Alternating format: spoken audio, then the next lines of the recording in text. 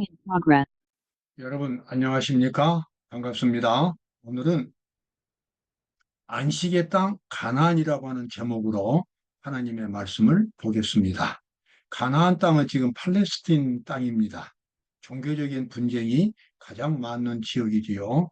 역사적으로도 이스라엘 백성들이 살았던 지역이 가나안 땅입니다. 그리고 가나안 땅 그 중심부에 예루살렘이 있고 예수님이 십자가에 못 박히시고 인류의 구속 사업을 이루신 그 장소가 바로 가나안 땅입니다. 그래서 구약 시대부터 이 가나안 땅은 약속의 땅이면서 안식의 땅입니다. 안식이라고 하는 것은 쉼을 의미하는데 이것은 죄인이 죄의 지배에서 벗어나서 그리스도의 평화의 지배를 받는 것이 안식입니다. 죄에 묶여서 죄의 지배를 받았던, 그래서 쉼이 없었던 죄인들이 그리스도의 지배를 받음으로 이제는 마음의 쉼을 얻고 행복을 누릴 수 있는 삶이 안식입니다. 그래서 가나안 땅은 성경에서 안식의 땅으로 그렇게 일컬어지고 있습니다. 오늘 그 내용을 살펴보도록 하겠습니다. 산상보훈, 산상보훈 1쪽에 보면 이런 말씀이 나옵니다. 예수께서 베들레헴에서 탄생하시기 14세기 전 이스라엘 자손들이 평평한 세겜 골짜기에 모였다. 산 좌우에 좌우 쪽에서 축복과 저주를 내리는 제사장들의 음성이 들려왔다. 이렇게 되어 있죠. 이스라엘 백성들이 이제 가나안 땅에 들어가기 위해서 요단강을 건넜습니다. 그런데 하나님께서는 모세를 통해서 이스라엘 백성들이 가나안 땅에 들어가기 전에 이제 그 세겜 골짜기에 모였고 그 좌우에 있는 산, 그래서 이 오른손에는 그리심산, 왼쪽에는 에발산이 있었는데 그리심산에서는 축복을 선언하는 그런 말씀을 크게 이제 외치고 그 다음에 왼쪽 에발산에서는 저주를 선언하는 소리를 크게 외치라고 했습니다. 그 뜻은 뭐냐면, 이제 그 오른쪽 그리심산에서는 제사장들이 모여 있어 가지고 큰 소리로 외치는데, 이스라엘아, 너희가 하나님의 말씀을 순종하면 복을 받을 것이고 국가가 크게 부흥할 것이다. 이런 말씀을 선언하게 하셨고, 그 다음에 왼쪽에는 반대로 이스라엘아, 너희가 하나님의 말씀에 순종하지 않으면 저주를 받고 멸망될 것이다. 이것을 아주 세세하게 그 하나님의 율법을 이제 낭독하면서 낭독하고 선포하고 낭독하고 선포하면서 그 가운데 있는 이스라엘 백성들은 아멘 아멘 하면서 순종의 그러한 마음을 나타냈던 것입니다. 그 말씀은 뭐냐면 이제 가나안 땅에 들어가면 하나님의 백성들은 하나님의 말씀에 순종하는 생활을 살아야 한다고 하는 것입니다. 하나님의 백성들의 가장 근본적인 의무는 하나님의 계명, 하나님의 율법, 하나님의 뜻에 순종하는 생활입니다. 이것이 성경에 거듭거듭 신구약 성경 전체에서 강조되어 있습니다. 오늘날 수많은 그리스도인들이 하나님의 율법을 외면하고 있는 것은 그 자체가 기만이고 비극입니다. 하나님의 말씀에 순종하지 않는 어떤 사람도 영생을 얻을 수가 없기 때문에 그렇습니다. 사탄은 이 세상에서 아담과 하와를 교묘한 말로 속인 이후로 끊임없이 하나님의 백성들에게 온갖 핑곗거리를 대면서 하나님의 율법을 등한히 하도록 유혹해 왔습니다. 그리고 율법을 등한히 한 하나님의 백성들은 언제나 멸망을 당했습니다. 오늘날 수많은 그리스도인들이 믿음으로 구원받는다는 그 잘못된 견해를 가지고 하나님의 율법을 등한히 하고 있습니다. 믿음으로 구원을 받는다고 하는 것은 믿음으로 그리스도의 의를 받는다는 것을 의미하고, 그리스도의 의, 그리스도의 능력과 사랑을 깊이 경험함으로써 하나님의 율법을 순종하는 생활을 산다고 하는 것이 믿음으로 말미암은 의입니다. 그런데 그런 부분들을 다 생략하고 그냥 믿기만 하면 구원받는다고 하는 아주 잘못된 그 같은 복음을 가지고 있습니다. 여러분, 그러한 잘못된 신앙의 함정에 빠지지 마시기 바랍니다. 이스라엘 백성들은 가나안 땅에 들어가기 전에 이렇게 축복과 저주를 엄숙한 마음으로 저주를 선포하는 그런 예식에 참여를 했습니다. 너희 하나님 여호와의 명령을 너희가 들으면 복이 될 것이요 너희 하나님 여호와의 명령을 듣지 아니하면 저주를 받으리라. 신명기 11장 27절에 나와 있는 말씀입니다.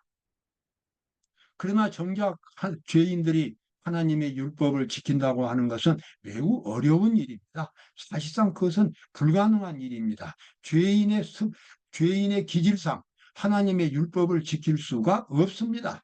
예수님께서 들어오셔서 마음을 변화시켜 주지 않으면, 그리고 새로운 능력을 주시지 않으면 율법을 지킬 수가 없어요. 그래서 율법을 지키고자 하면은 먼저 예수 그리스도를 온전히 믿고 의지하는 믿음을 나타내야 합니다. 그러나 정작 죄와 슬픔이 많은 세상에 축복이 된 말씀이 선포된 것은 그리심 산성이 아니었다. 그리심 산에서 과거 이스라엘 백성들이 그렇게 하나님의 율법을 선포하는 그런 예식을 가졌지만, 실제로 하나님의 율법을 어떻게 지키며 율법을 지키며 얼마나 큰 복을 받는가는 나중에 예수님이 아주 자세하게 산상보훈에서 설명을 하신 것입니다. 이스라엘 백성들은 그들 앞에 계신 높은 표준에 도달하지 못했습니다. 그래서 여호수아가 아닌 다른 누가는 예수님입니다. 그 백성을 믿음의 참 안식처로 인도하지 않으면 안 된다. 예수께서 당신의 제자들과 군중들에게 축복의 말씀을 주셨던 그 산이, 축복의 산이 바로 산상보훈의 산이 되겠습니다. 시인의 산에서 주어진 율법은 사랑의 원칙을 반포한 것입니다. 즉 하늘의 율법을 땅에 계시한 것입니다. 시인의 산에서 불꽃 가운데서 이스라엘 백성들에게 십계명을 반포하신 그분, 그 여호와 하나님은 사실 예수님이셨습니다. 그 똑같은 예수님이 나중엔 신약 성경에서 산상보훈을 가르치신 겁니다.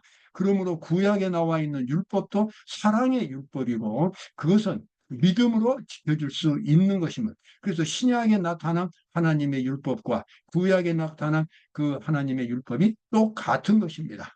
죄인들은 구약이나 신약이나 똑같은 조건에서 하나님의 율법을 지킬 수가 있었습니다.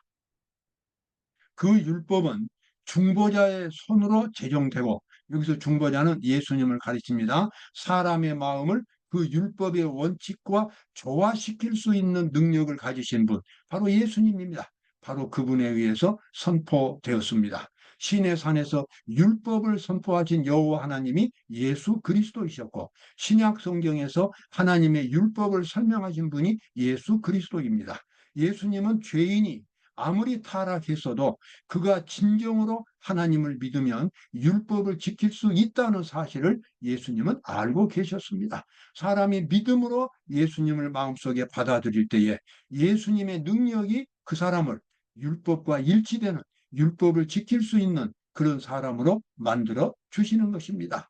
그러므로 율법은 지킬 수 없다, 우리는 율법을 지키지 않고 구원받을 수 있다, 이런 거짓된 복음에 여러분 절대로 속지 마시기 바랍니다.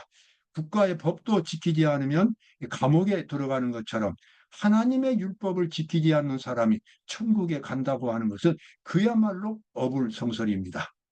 가난한 농민과 어부들은 초라한 가옥과 빈약한 양식과 생애의 수고와 빈곤에 대한 공포가 윤택한 저택과 편안한 세월로 바꿔지리라는 보증을 듣기를 희망했습니다. 예수님이 산상보훈을 가르치던 그날 수많은 군중들이 그 앞에 앉아 있었습니다. 대부분 다 가난하고 약한 사람들이었습니다. 정말 끼니를 염려해야 하는 고난찬 생애를 살아가는 사람들이었어요. 그 사람들이 이 전능하신, 정말 수많은 기적을 일으키신 이 예수님으로부터 어떤 말씀을 들을 수 있을까? 가능하면 그들이 좀 더 나은 생활을 살 수 있는 그런 희망을 가질 수 있기를 원했습니다. 그런데 그날 예수님이 하신 말씀은 그런 것들보다도 훨씬 더 좋은 것이었습니다. 예수께서는 죄로 말미암아 생긴 세상의 불행을 보셨지만 그 비참한 실상을 그들 앞에 생생하게 묘사하지 않으셨고, 그리고 훨씬 더 좋은 것을 가르쳐 주셨습니다.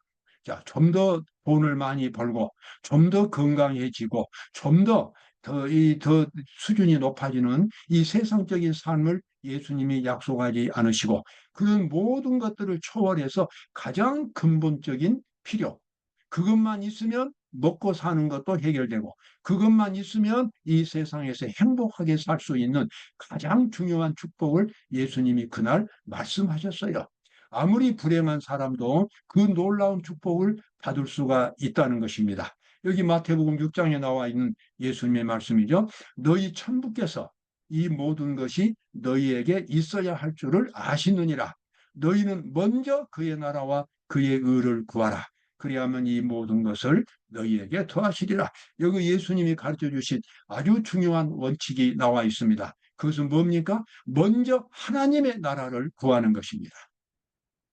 하나님의 나라를 구한다고 하는 것은 하나님의 율법, 하나님의 뜻, 바로 그것을 마음속에 진정으로 받아들이는 것입니다. 천국의 윤리인 사랑의 원리를 받아들이는 것입니다. 천국의 그 거룩한 정신을 마음속에 받아들이는 것입니다. 그것을 먼저 하라는 것입니다. 무엇을 먹고 살 것인가를 염려하기 전에 먼저 하나님의 나라를 구하는 것입니다. 그리고 그의 의를 구하라. 그의 의는 하나님의 능력과 사랑입니다. 그것을 먼저 중요하게 마음속에서 경험하라는 것입니다. 이것이 예수님의 가르침이었어요. 그렇게 되면 무엇이 주어집니까? 이 모든 것을 너희에게 더하여 주시리라. 그런 경험만 갖는다면 이제는 먹고 사는 모든 문제를 예수님이 다 해결해 주시겠다고 약속하신 것입니다. 이것은 예수님의 위대한 약속입니다. 우리가 이 모든 약속을 가지고 이용할 수가 있습니다. 참 정말 위대한 가르침이었습니다. 사람이 먹고 사는 것에 매이지 않고 높은 표준을 가지고 살아갈 때에 하나님이 필요한 모든 것들을 채워주신다는 약속입니다. 여러분, 이보다 더 귀한 약속이 어디 있겠습니까? 자, 이 새 선생에게는 새 선생은 군중이 예수님을 바라볼 때에 느꼈던 감정이지요. 이 새 선생에게는 그들을 완전히 사로잡는 능력이 있었다. 거룩한 사랑의 향기가 꽃향기처럼 그분이 계신 바로 그곳에서 흘러나온다. 그분의 말씀이 땅을 적시는 소낙비같이 흘러나왔습니다. 정말 이 약하고 그 보잘것없는 평범한 그 사람들 마음속에 하늘의 분위기가 깊이 느껴졌습니다. 사람이 정말 성공적으로 살려면 그렇게 살면 되겠구나. 그냥 먹고 사는 것에 매여가지고 평생 그것만을 바라보고 사는 것이 아니라 하나님이 주신 높은 표준을 바라보고 산다면 필요한 모든 것들을 채워주시겠다는 이 하나님 아버지의 약속, 예수님이 가르쳐 주신 산상보훈이 그날 그 청중들 마음속에 깊이 감동되기 시작했습니다. 모든 사람은 영혼의 비밀을 다 아시면서도 따뜻한 동정심을 가지고 그들에게 가까이 나오시는 분이 계심을 직감했습니다. 자, 청중들이 예수님을 바라볼 때에 자신들의 영혼의 상태를 잘 알면서도 따뜻한 동정심을 가지고 그들에게 찾아오시는 한 구세주를 그날 청중들이 보게 되었습니다. 너희 천부께서 이 모든 것이 너희에게 있어야 할 줄을 아시느니라. 너희는 먼저 그의 나라와 그의 의를 구하라. 그리하면 이 모든 것을 너희에게 더하시리라. 예수님은 그날 청중들에게 위대한 삶의 비결을 가르쳐 주셨습니다. 우리 모두가 예수님이 가르쳐 주신 이 비결대로 산다면 가장 행복하고 성공적인 가장 위대한 일생을 살 수 있게 될 것입니다. 여기 시대의 소망 313쪽에 나와 있는 말씀입니다. 그리스도의 사랑과 의와 화평의 나라를 선택하고 다른 어느 것보다도 그것에 대한 관심을 최고로 삼는 사람들은, 그러니까 아까 예수님이 말씀하신 대로 하나님의 나라와 그의 의를 가장 중요하게 생각하고 그 원칙대로 살기로 결심한 사람들은, 그 다음에 나온 말씀이죠. 다 하늘의 세계와 연결되고 이 세상에서 필요한 모든 축복이 그들의 것이 된다. 아멘. 그렇습니다. 이것은 하나님의 분명한 약속인 것입니다. 우리가 하나님의 나라와 그의 의를 먼저 구하는 사람들이 된다면 하늘에서 필요한 모든 것들이 우리에게 필요한 모든 것들이 하늘로부터 우리에게 주어진다고 하는 하나님의 고귀한 약속을 여기서 확인할 수 있게 됩니다. 그러면서 여기 나와 있는 귀중한 말씀이죠. 우리의 인격이 하나님의 형상으로 거룩하게 변화가 되는 것입니다. 그때 인간의 눈으로 볼 수 없는 힘이 하나님의 형상으로 새로운 생명을 창조합니다. 구속의 사업을 유한한 마음으로, 인간의 유한한 마음으로 이해하는 일은 불가능하다. 그 신비는 인간의 지식을 초월합니다. 여러분이 신비한 지식을 경험해 보시기 바랍니다. 누구나 하나님 앞에서 그의 마음의 문을 연다면, 예수 그리스도께 믿음을 고백한다면, 그리고 예수님의 뜻대로 살기로 예수님 앞에서 결심한다면 그 사람 마음속에 신비한 변화가 일어나기 시작합니다. 그리고 하나님의 율법을 지킬 수 있게 됩니다. 그리고 율법을 지키는 것이 행복한 일이 되는 것입니다. 그리고 이 세상에서 살아갈 때 필요한 모든 것들이 다 공급되게 하시겠다는 하나님의 약속이 이루어지게 될 것입니다. 오늘 아주 귀중한 약속을 여러분과 제가 살펴보았습니다. 이 하나님의 귀중한 약속을 꼭 마음속에 기억하시고 성공적인 생활을 사시기를 바랍니다. 감사합니다.